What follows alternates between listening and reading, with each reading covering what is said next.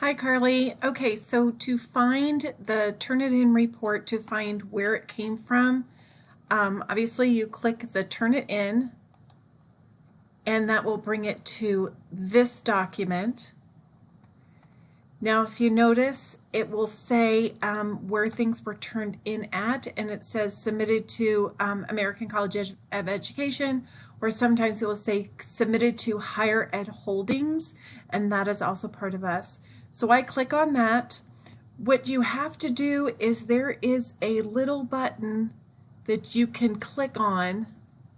I'm going to scoot that over a little bit. This little arrow button that will click on it. And then it will come up on this side, submitted to Higher American College of Education, and you can click on that.